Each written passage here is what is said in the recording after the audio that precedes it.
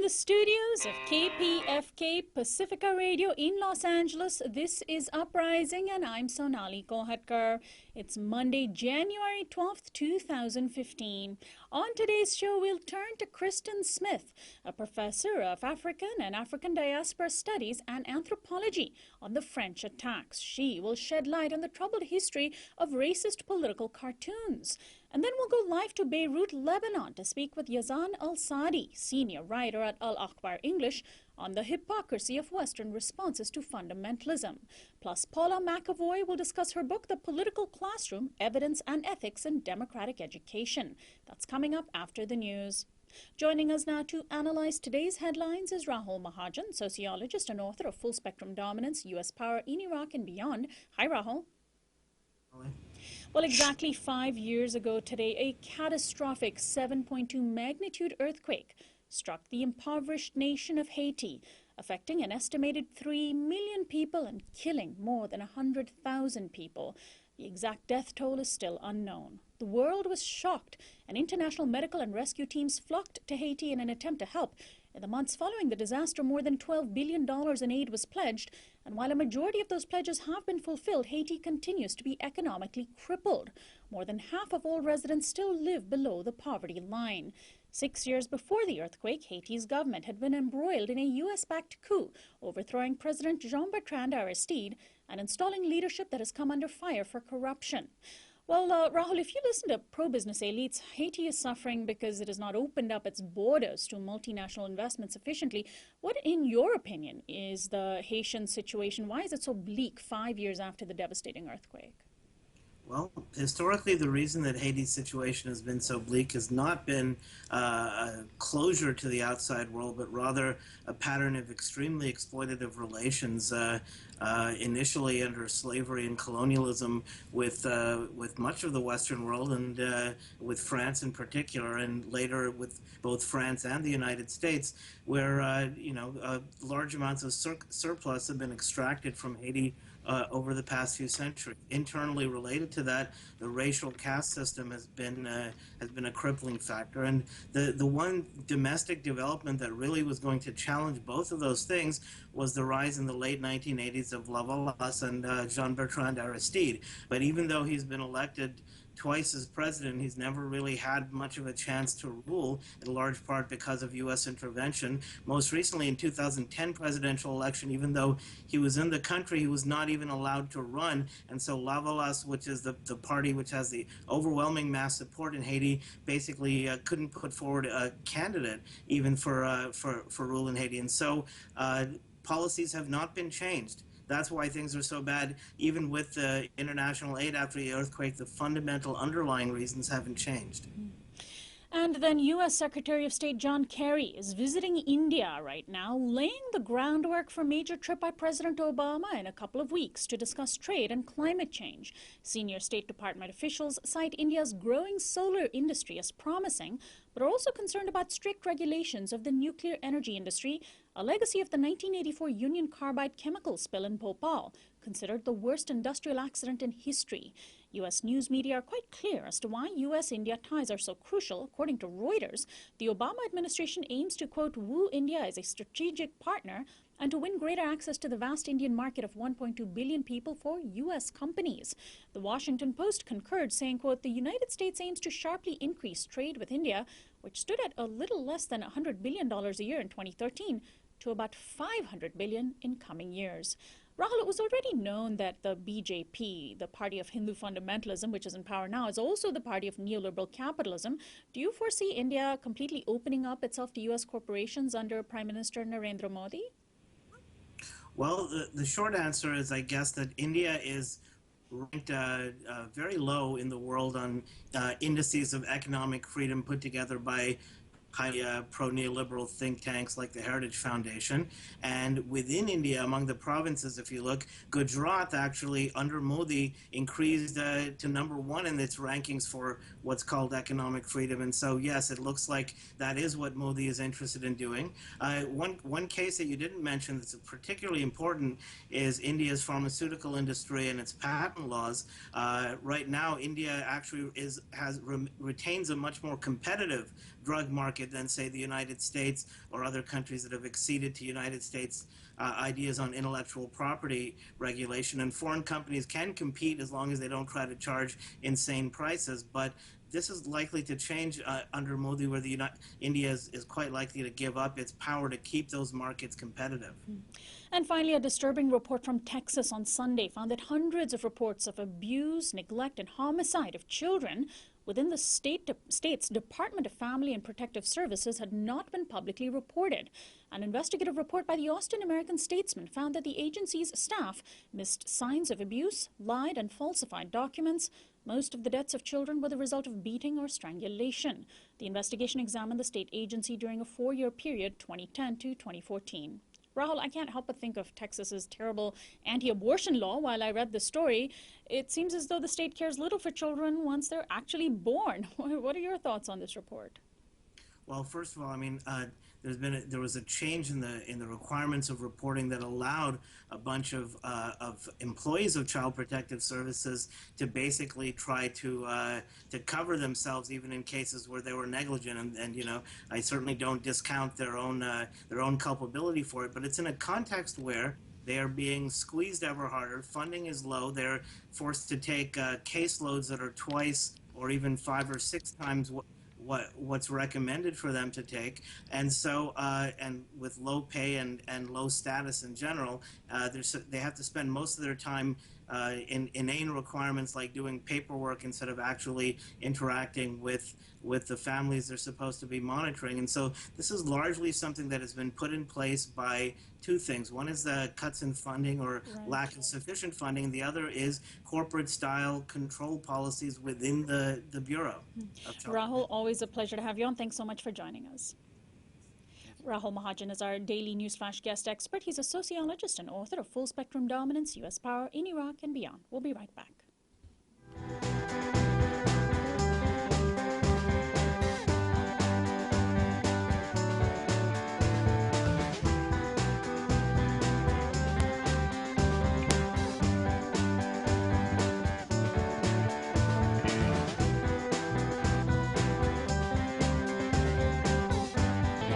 Welcome back to Uprising. I'm Sonali Kolhatkar. More than 3 million people marched in Paris, France over the weekend, led by a number of world leaders in response to last week's massacre, that is, by armed gunmen. The march was apparently the largest in French history.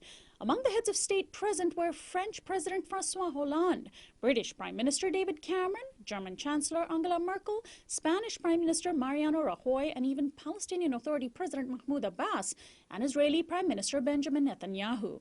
Some have questioned the absence of U.S. leaders. France is still reeling from 2 hostage situations on Friday involving 3 men, at least 2 of whom are suspected to have killed 12 people at the offices of Charlie Hebdo last week. On Friday, 2 of the 3 men, Sharif and Saeed Koumachi, who were brothers, were reportedly holding hostages in a print shop, while a 3rd man named Ahmadi Koulibaly, who allegedly killed a female police officer, was apparently in a similar situation inside a grocery store. All 3 were shot and killed by police. A total of 4 hostages were also killed. The total number of dead from the 3 days now stands at 20. More than 10,000 French soldiers have been deployed throughout the country to protect what are being called sensitive sites, including thousands of police at hundreds of Jewish schools. Marine Le Pen, who leads the ultra-conservative National Front Party, may benefit the most politically from the incidents. She said on Friday that the killings show that Muslim fanaticism is increasing in Europe and that it points to the need for greater security and immigration controls. My guest is Christen A. Smith. She's an assistant professor of African and African diaspora studies and anthropology at the University of Texas at Austin. Her forthcoming book, Afro Paradise, The Black Body, Violence and Performance in Brazil, analyzes anti-black state violence and the black Brazilian community's response to it. She's also a Public Voices Fellow with the Op-Ed Project. Welcome to the show, Christen. Thank you. Welcome. Thank you, Sonali. Thank you for having me. So the big issue, if you watch the news and hear what politicians are saying, is this fear of jihadi violence targeting French people, and the deployment of these thousands of troops within France attests to this fear. At least that's what politicians are saying. But there's also another fear that's not reflected as much in the media, and that is among Europe's Muslim and immigrant communities. How real is their fear of reprisals? I think it's very real. I think we have to remember that while the Muslim population is only about 8% in France, it makes up almost 60 to 70% of the prison population. Um, Muslims are the disproportionate victims of police brutality in France as well. And for the most part, when we're talking about Muslims, we're talking about Muslims who are either Arab or of African descent. And in addition to that, excuse me, I'm sorry. In addition to that, we also have to remember France's very fraught colonial history with both Arab and African nations that are predominantly Muslim. And so you have the Algerian War from 1954 to 1962, which is framing this whole situation that's going on right now. And so there's a lot that's happening that's happened in the history of France and that's happening right now that really frames the kinds of anxieties and preoccupations that a lot of the Muslim community is feeling. So, on the one hand, you have these pronouncements by leaders like Marine Le Pen of Muslim fanaticism, but then you have the supposedly moderate leaders like François Hollande, the president of France, and he said in his address on Friday after the sort of situation had quietened down, quote, "These madmen, fanatics, have nothing to do with the Muslim religion." He added, "France has not seen the end of threats it faces." Do you think that those responses by the so-called moderate leaders are enough to counter the more extreme reactions? I think it's a really difficult question because what's unfortunate is that when the leaders are going forward and saying things about these madmen, about the fanaticism, etc., unfortunately, subconsciously in people's minds, they're still associating that with Islam writ large. And I think that we have to be very, very careful. And I was very disturbed right after the massacre happened, which was obviously a horrible tragedy. But I was very disturbed by some of the more liberal media outlets in the United States, the way that they were reporting things. It was slipping in and out of this kind of anti-Islam, anti-Muslim rhetoric that we're so familiar with. And I think that people are doing a lot of doublespeak. And so on the one hand, people are wanting to distance their displeasure with the situation from the religion writ large. But on the other hand, they're reproducing a lot of stereotypes, reproducing a lot of the old kinds of anti-Arab and anti-Black racisms that are associated with those stereotypes, and really adding to the spirit of hate, even though they're doing so unintentionally. Now, let's talk about the magazine in question and the outpouring of support it has received. Probably before this massacre, very few people outside of France had even heard of this magazine. Now, for obvious reasons, it has become a cause célèbre across the world, and it kicked off this social media campaign, the hashtag Je suis Charlie or I am Charlie. Another one then emerged, which was an interesting counter to it. Je ne suis pas Charlie, I am not Charlie. What is that all about? The hashtag Je ne suis pas Charlie really emerged out of many of the kind of Haitian voices and people of Haitian descent who are living abroad, and people who are of French descent, who are people of color, or people who are Muslim, who are of French descent, who really became kind of frustrated with the way that Charlie Hebdo was being lifted up as this and celebrated for what it does in its cartoons. And I think that that's a really difficult thing for many of us, because for many of us, the cartoons are offensive. And while what happened was abhorrent, and we in no way celebrate that violence and in no way want to say that that violence was justified. It absolutely was not justified. I think that there is room to say, okay, this violence was not justified. These deaths should never have happened. But that being said, celebrating the kinds of cartoons that Charlie Hebdo does is also doing another kind of violence for many people. So we can be against the massacres and be critical of Charlie Hebdo at the same time, right? Absolutely. I mean, absolutely. Right. I'm sorry. And that's the point of the hashtag. Yeah. I think that the hashtag is not going against the idea of mourning. It is going it is acknowledging the ability to be able to mourn and at the same time criticize, which I think is part of what Charlie Hebdo stands for. It stands for this idea that we should be able to say and do whatever we want and be able to engage in intense discussion. And that's exactly what the hashtag is doing. What about the sort of other problems with Charlie Hebdo, in addition to the humiliation of the Prophet Muhammad and in general the fun that it was poking at the most persecuted religion in the world, Islam? It was also, you write, racist and sexist, racist against blacks, sexist. Can you give us some examples or a little bit more about this? Because I don't think that many people know who they're celebrating when they say that I am Charlie.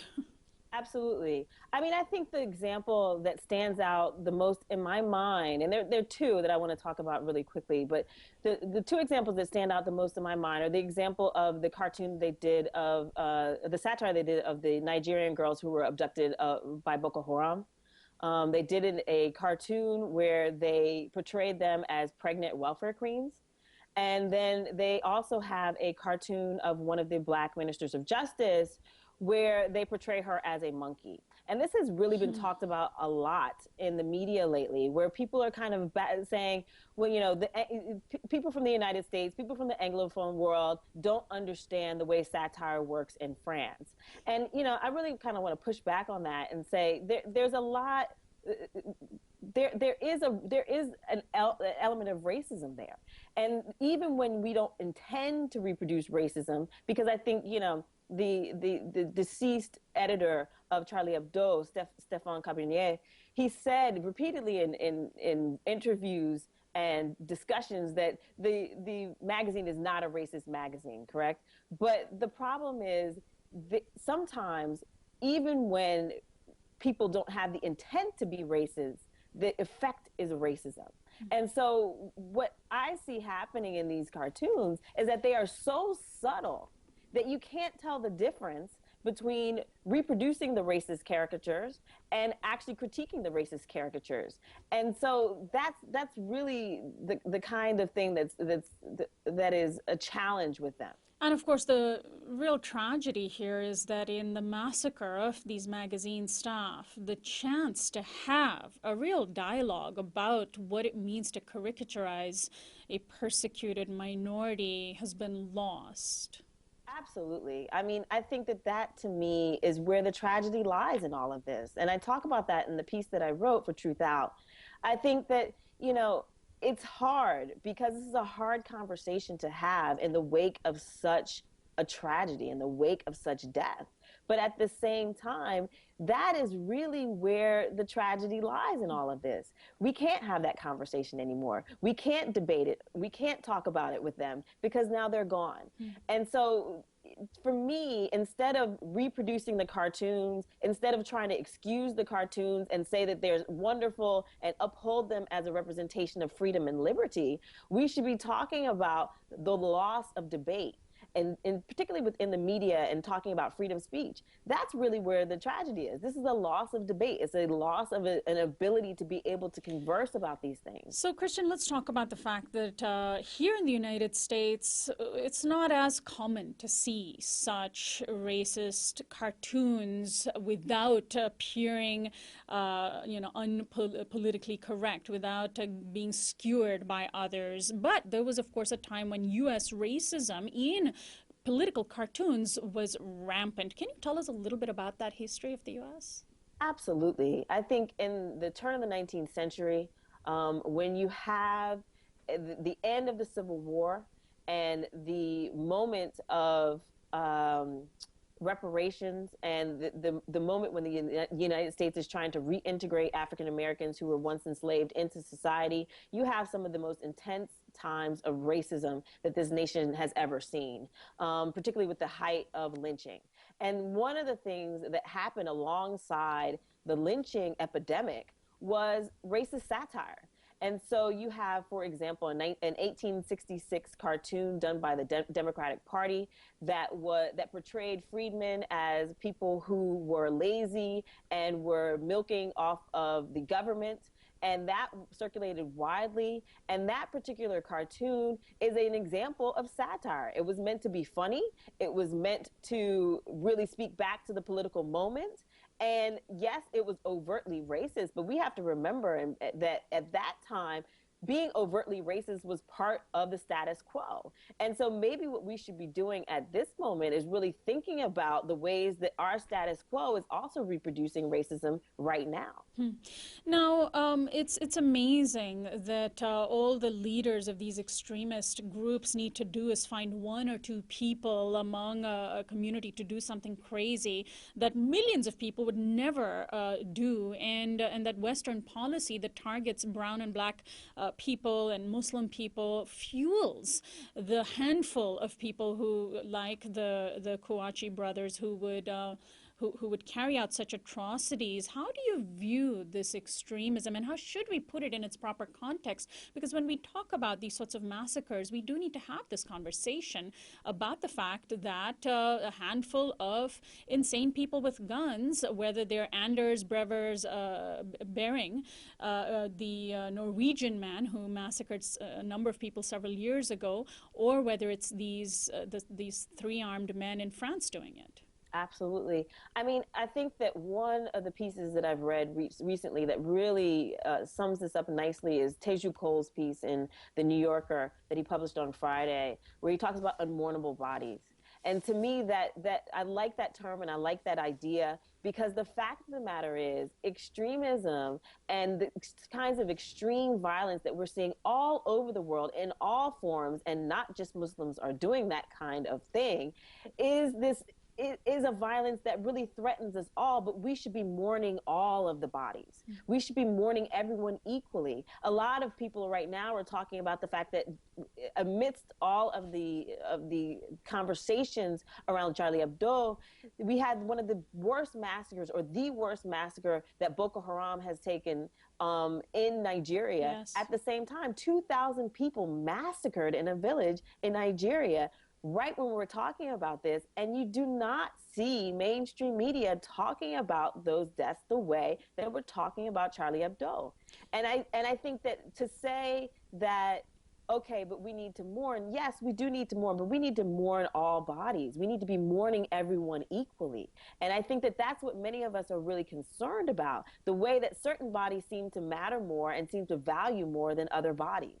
Well, I want to thank you very much, Christen, for joining us today. And we will link to your Truth Out piece on uprisingwithsonali.com later today. Thanks. Thank you so much. Thank you. I appreciate it. My guest, Christen A. Smith, is an assistant professor of African and African diaspora studies and anthropology at the University of Texas at Austin. She has a book coming out later this year called Afro Paradise, The Black Body, Violence and Performance in Brazil. This is Uprising. We're going to continue our conversation about what took place in France last week with my guest, Yazan Al-Saadi. After the short break, we'll go live to Beirut. Stay tuned.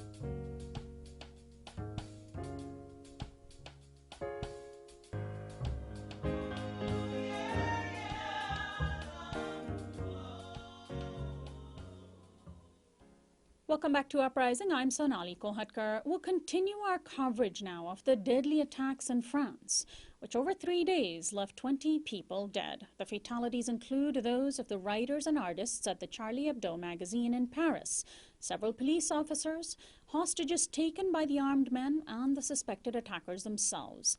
One of the armed men told a television station by phone before he was killed, quote, "I was sent, me, Sharif Kouachi, by Al-Qaeda of Yemen. I went over there and it was Anwar al-Awlaki who financed me." The interview was aired after the situation ended. Yazan Al-Saadi is my guest. He is a senior staff writer at the Lebanon-based paper Al-Akhbar English. He now joins me via live video chat from Beirut. Welcome to Uprising, Yazan.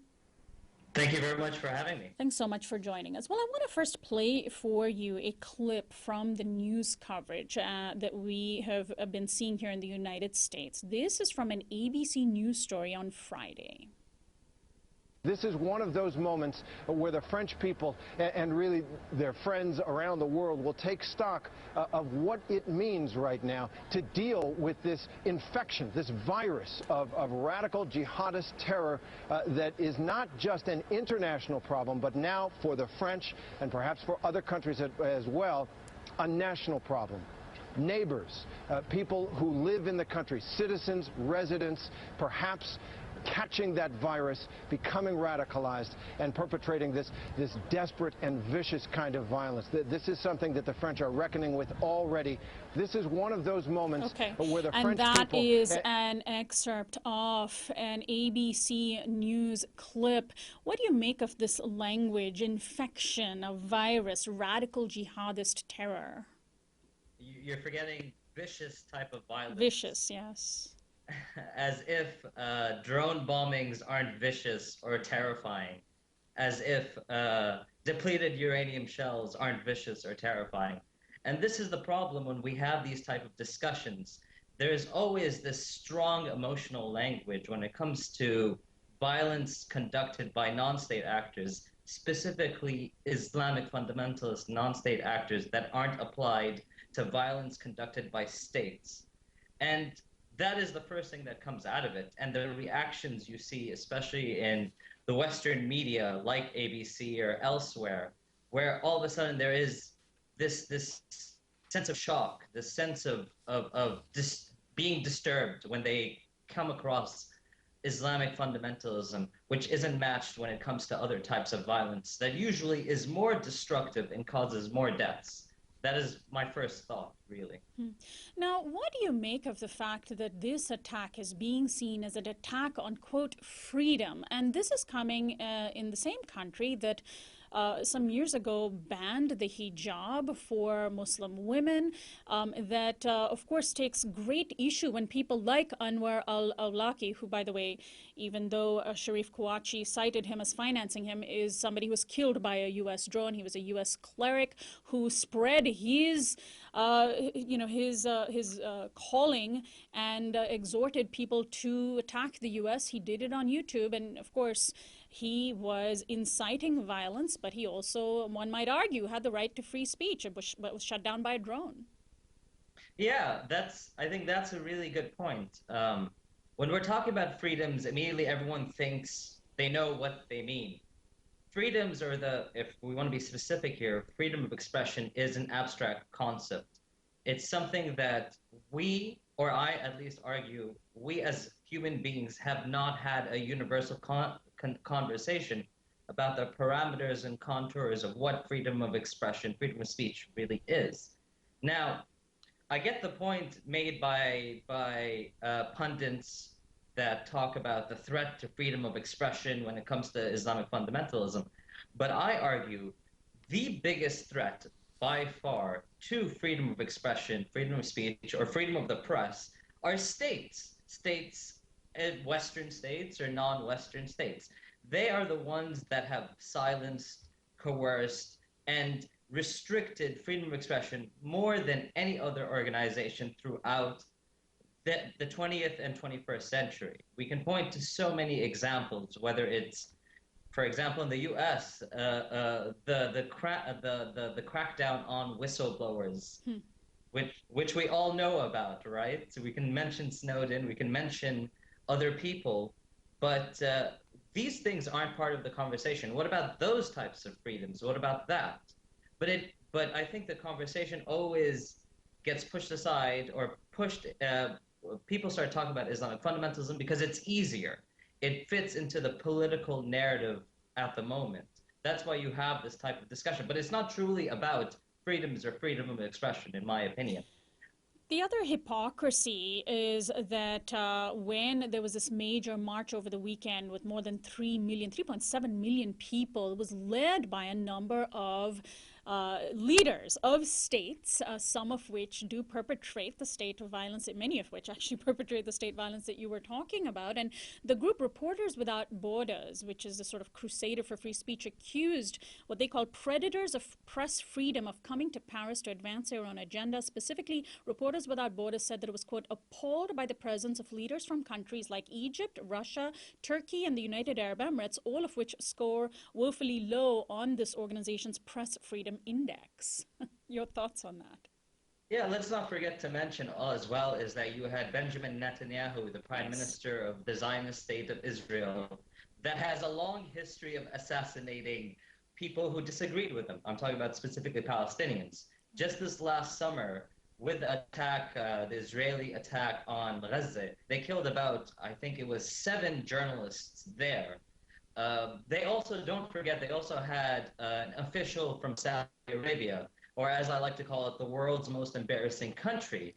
This official was there, and on Friday, the same day, or about close to the same day when these marches were happening, Saudi Arabia was whipping a blogger whose only crime was to have a website for liberals.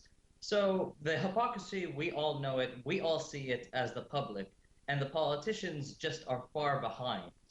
And we can also add to that is not just the physical presence of these politicians at the march, but the relationship of French state or its allies with repressive governments, you know, whether it's Saudi Arabia, Israel, Jordan, whoever else.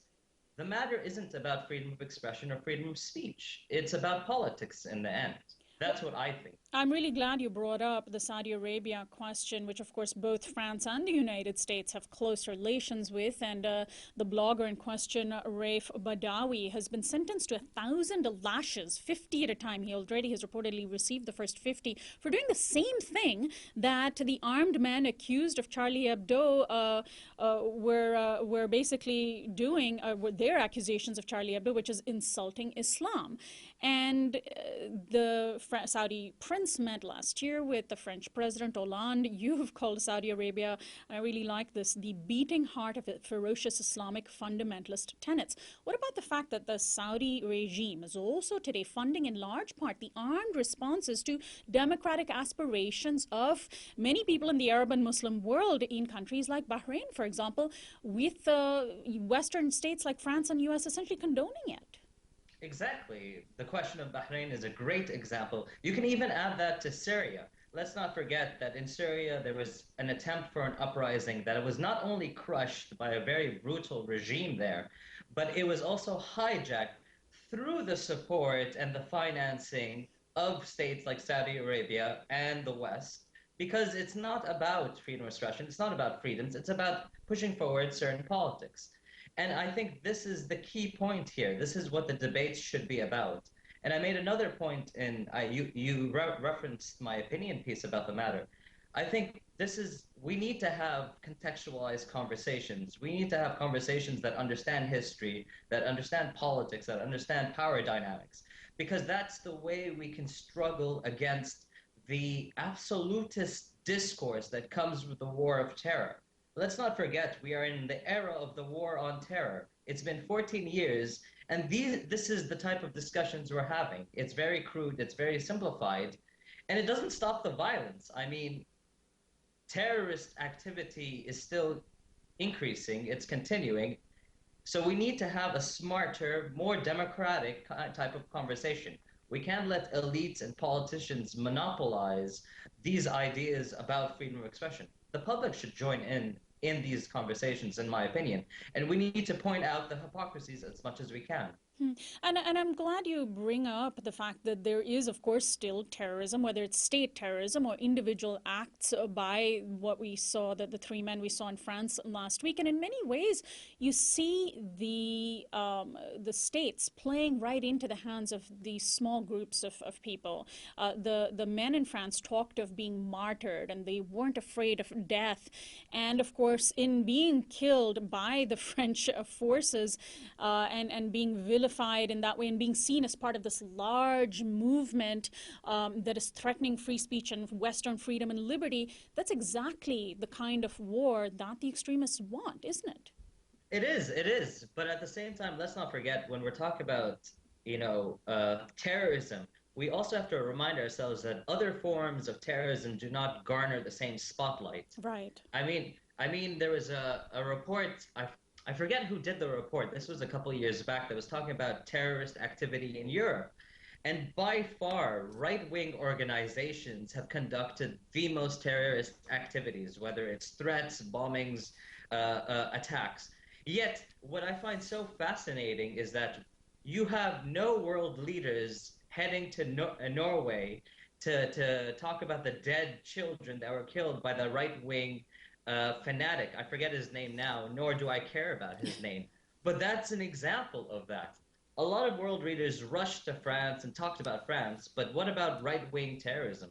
So the discussions here, or the distinctions, are very blurred. You know what I mean?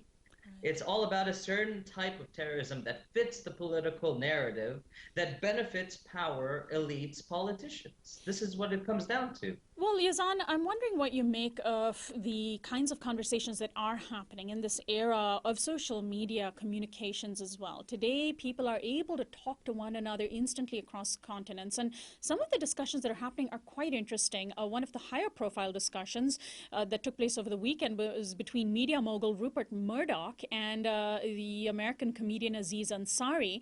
Murdoch tweeted, quote, "Maybe most Muslims peaceful, but until they recognize and destroy their growing jihadist cancer, they must be held responsible." And Ansari replied, "Roops, can we get a step-by-step guide? How can my 60-year-old parents in NC help North Carolina help destroy terrorist groups? Please advise."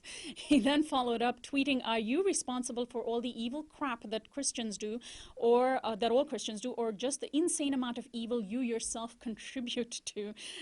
J.K. Rowling, the famous Harry Potter author, also joined in criticizing Murdoch, saying the Spanish Inquisition was my fault, as is all Christian fundamentalist violence. So these sorts of conversations, are you heartened by them? I am, and I think it's important. What's interesting is that with technology, with the internet, and how we are being connected, the types of challenges, there are a lot of interesting new types of challenges towards mainstream discourse, or the discourse that is being pushed forward by elites, those that have access. And today, in today's world, it seems like a lot more people are having access, so the discussions are getting better. That's very true. They're not the ideal situation, but they are getting there. And that's something that I think will define and change abstractual concepts like terrorism, like freedom of expression, like whatever, in the future, as long as more people are included in the conversation. And I think that's a good thing. And so finally, Yazan, what are the conversations that are happening in, say, Beirut, where you live and are based and you work as a journalist? And also tell us tell us about the kinds of conversations that your publication, Al Akbar English, is generating. This is an English language publication coming out of the Arab world, and in many ways really enables us in the English language, predominantly English-speaking countries to get a better understanding. Well, I think to answer your first question, there is a lot of interesting conversations happening in Lebanon. There's obviously the majority of people, the vast majority of people are horrified about what happened in Paris. But at the same time, they point out that, well, we have violence at our doorsteps. I mean, we just, in northern Tripoli, the northern city of Tripoli, 2 days ago, there was 2 suicide bombings that happened that killed a number of civilians, and no one in the mainstream press outside of Lebanon are really talking about that. So there's a sense, at least in Lebanon, that, well, what about our suffering? We've been going through a lot. What about when the Israelis bombed the hell out of us in 2006? No one had an I am Beirut hashtag. So there's that type of discussion. But there's also a discussion where people are talking about, why is there this sort of Islamic fundamentalism? And many people, quite rightly so, point to the political, social, and economic factors at work. So it's much more nuanced, it's much more vibrant. And I do want to add one point, I think, that it's my observation in terms of what I've seen online. One thing a lot of people outside of the West Asian region or outside the non-Western world don't realize is that the people of the non-Western world, whether they're Arabs, Africans, Latin American, Asians, so on, uh, do value and understand freedom of expression and the power of freedom of expression more because they live in societies or they've had experiences, whether through colonialism, occupation, or today through dictatorships, that have curbed these necessary freedoms. So there is a really strong value behind this, and this is the type of discussions that happen. Well, Yazan Al-Saadi, I want to thank you so much for joining us today. We will post a link to your writing, Zad al-Akbar English, from our website later today at uprisingwithsonali.com. Thanks so much. Best of luck to you. Thank you so much, and good luck. Thank you. Yazan Al-Saadi is a senior writer with Al-Akbar English. This is Uprising. When we come back, we will take a look at the political classroom. As we discuss the importance of debate and dialogue, we'll ask the question of how early can that be started in our society, and shouldn't it start in the classroom? Stay tuned.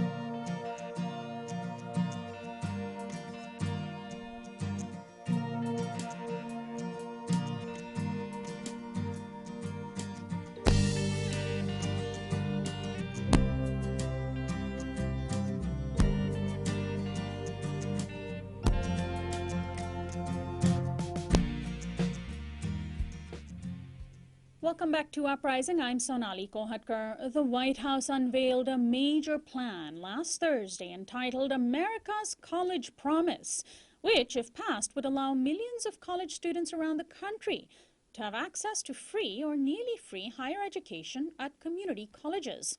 President Obama said, "What I'd like to do is to see the first 2 years of community college free for everybody who's willing to work for it."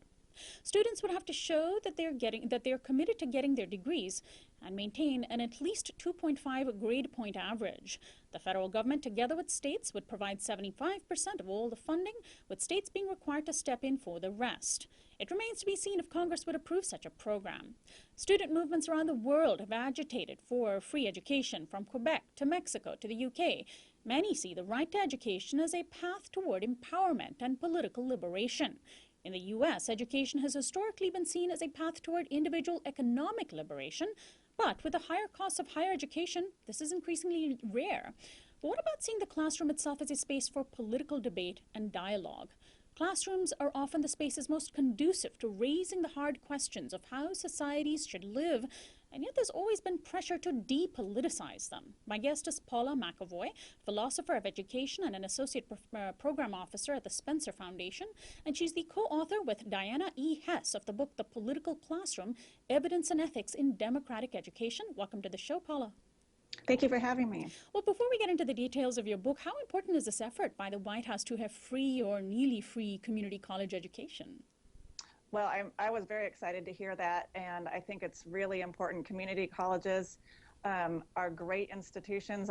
When I was a high school teacher, I actually taught on a community college campus for 10 years for a high school program, and I think they are really important for young people and adults who need a place to go to get a high quality education at an affordable rate. And it's amazing, of course, just looking at how our school system has developed. We technically have a public education for kids that's free K through 12, but then all of a sudden, when it comes to higher education, we really don't have much of access to free education. Even our state schools that are supposed to ostensibly be free at the higher level, these days are more and more expensive. And I'm wondering if that sort of naturally limits the kind of political space a classroom can be if the costs then leave out lower income Americans. Well, I think this is a great point. So in the book that we wrote, we're looking at high school classrooms. But one thing that we found is that if one of the aims of the classroom is to prepare young people to live well within a democracy, it's really important that the classroom then reflect the diversity of views within that democracy. So if you are having a classroom in which sort of upper class young people who are all, of the same socioeconomic class, perhaps the same race and ethnicity, having them discuss an issue of, for example, in Ferguson, of whether or not police should be have video cameras with them at all times. That's going to be a very different conversation than if there are actually students of color in that classroom, or if there are people from lower income demographics. So it's really important to try to capture that diversity. And the more that college becomes inaccessible for people who are not quite wealthy, then the universities are having really sort of the conversation in the college classroom becomes really skewed. So tell us about the study that was the basis for your book, The Political Classroom. So this was quite a large study, and we had 35 teachers participate who taught at 21 different high schools in the Midwestern area. So we were in Wisconsin, Illinois, and Indiana. And then we had about 1,000 students who took surveys at the beginning and end of their courses. We watched teachers teach. We interviewed 250 students during the last couple of weeks of their courses. And then we actually followed them up 2 and 4 years after high school to see to what extent the classroom had an impact on who they became as citizens. And what did you find? I mean, high school classrooms, just even discussing politics can be a very dangerous thing if you think of the kind of pushback that you get from parents, from, depending on the school district, et cetera. I think, so what we found, which was really encouraging to us, was that when we compared the classrooms in which the teachers primarily lectured to the classrooms in which teachers, to some extent, not every single day, but for a significant part of the curriculum, were engaging students in discussions of controversial political issues, there were lots of positive outcomes in those classes. I think some of the most interesting ones for us as far as democracy goes is that the young people in discussion classes ended the course more interested in politics, more interested in following the news, and actually were following the news more. And my sort of favorite finding is that they were more likely to be talking about politics outside of the classroom with their friends, with their families, with their coworkers. And so when we interviewed students, that this was something that they had found really important to their learning, and they were really encouraged that they were sort of being invited into the adult conversations that were happening in the day. And so I think there's a lot of good reason why discussions should be included in classrooms. Now, of course, not all subjects can have political discussions in them. I'm assuming that the classrooms where these sorts of discussions were observed and studied were more the sort of sociology or philosophy classrooms. We're not talking about math or biology. The teachers in the studies were all high school social studies teachers, so we had a lot of U.S. government classes or civics classes, sometimes which are, of course, appropriate places even more appropriate, I should say, for these sorts of discussions. Absolutely, and there were U.S. history teachers. But I would, we define in the political classroom as classrooms in which young people are learning to discuss questions that ask, how should we live together? And I think the science classroom is a perfectly appropriate place also to talk about, if, sure, given this information that we have from science, what should we do about that? I think that there are lots of opportunities within the school curriculum to get young people to think about sort of what do we hope for our society? And that's what we're talking about. Right. I should say personally, my own science background helped me greatly ask questions of what's happening in the world. And of course, there's all sorts of other questions we can think about, such as why there are so few women in science, what the history of science, how it means, what it means in our colonial context. So let's talk about the fact that the study itself produced results that show a more engaged citizenry, essentially, right? A more engaged young population. How do you put that into a broader context about the importance of a political classroom within our educational system when we're talking about issues of democracy?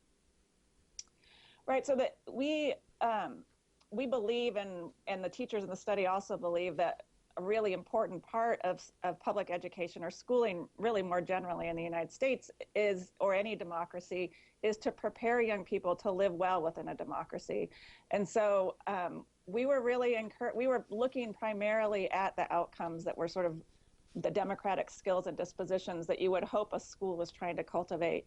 And on those factors, using political discussion in the classroom definitely helps young people get better at those skills and really come to see that controversy and disagreement is a normal part of democracy, that we should not think that that's a sign that something's wrong, and that we should be willing to engage with each other and ask, well, why do you think that way? And this is how I think. And that's an essential part of living in a democracy, is learning how to talk to each other about our differences. So Paula, as a progressive, of course, I would be thrilled at the idea that somebody in a classroom, a teacher, would be raising important political questions if they were particularly raising issues of racism, inequality, class differences, etc. I might not be so thrilled if there was a teacher who was asking people to question things like the theory of evolution. You talk in your book about what it means to be authentically controversial. Can you describe that? Right. So one thing that we found is that the question, what should you treat as a controversial issue, is controversial. Right. And so we tried to, in the ethics part of the book, think about, well, what should we count as controversial? So what we mean by authentic political controversy are the questions about particular policies, so questions that sort of get at the why should we live together questions, that are live in the public sphere, and that we have good reason to believe there are decent reasons, there are decent and good reasons for people disagreeing about this issue. So go ahead. So for evolution is an empirical question. It's not a policy question. And so we really take a firm line in the book that if the question isn't, that teachers need to make this distinction and help young people make the distinction between something that's empirical and can be shown through science and something that's a policy question.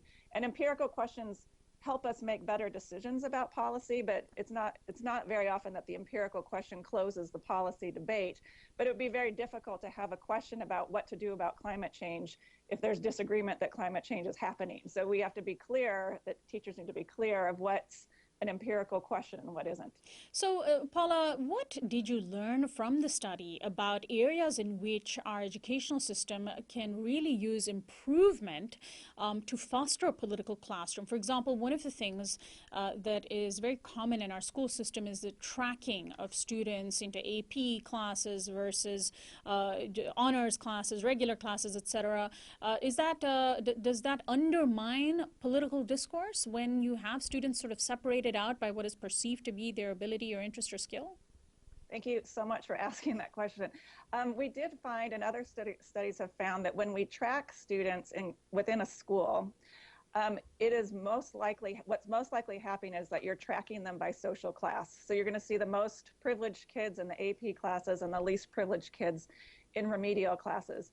And what we were talking about at the beginning regarding college classes, it's a similar problem for democratic education, that if what we're talking about is an issue that, a political issue that everyone should be grappling with, then you need everyone to be in the same room in order to grapple with that. And one of the case studies that we highlight in the book is a school we call Adams High, who the teachers have long, for many years, insisted that the senior level government class will be required and it will be not tracked. And then they engage in this amazing legislative simulation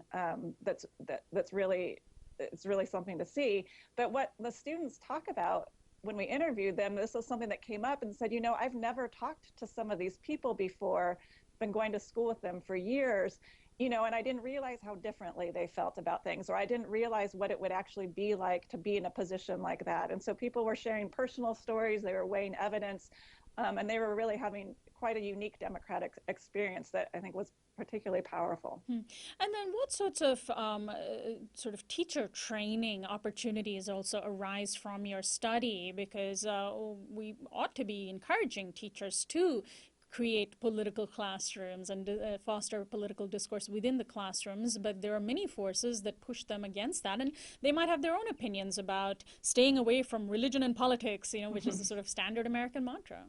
Right.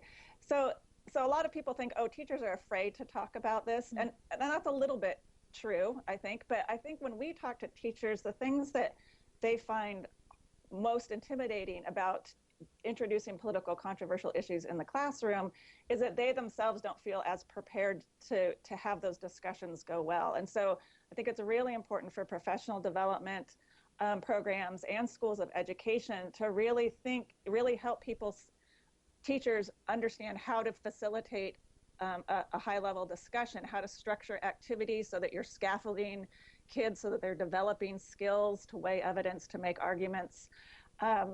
And you know, the technique of it is really, it's a really challenging thing to do in the classroom. It's my favorite thing to do in the classroom, is to try to orchestrate a good discussion. But it really is a skill that I think that teachers need more help in developing. And finally and briefly, Paula, what hope do you have for your study being implemented, or its results and conclusions being implemented across the public education system?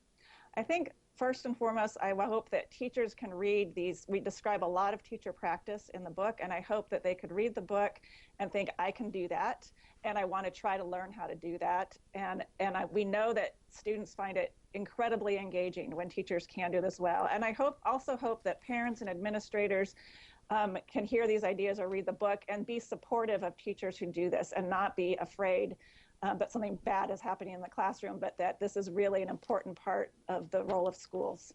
Well, I want to thank you so much, Paula, for joining us today, and best of luck to you with the book. Thank you so much for having me. My guest, Paula Mcavoy, is a philosopher of education, associate program officer at the Spencer Foundation, and co-author with Diana E. Hess of the book The Political Classroom, Evidence and Ethics in Democratic Education. You've been listening to and watching Uprising. Bipasha Shom is our senior producer. Anna Buss is our assistant producer. Alexander Hobbs is our technical director. Christian Beck is our production assistant. And Federico Garcia and Jonathan Alexander are our audio engineers. You can subscribe right now to our YouTube channel at youtube.com/uprising with Sonali. Our website is uprisingwithsonali.com. Our theme music is by Quetzal. I'm Sonali Kolhatkar, host and executive producer of Uprising. I'll see you tomorrow.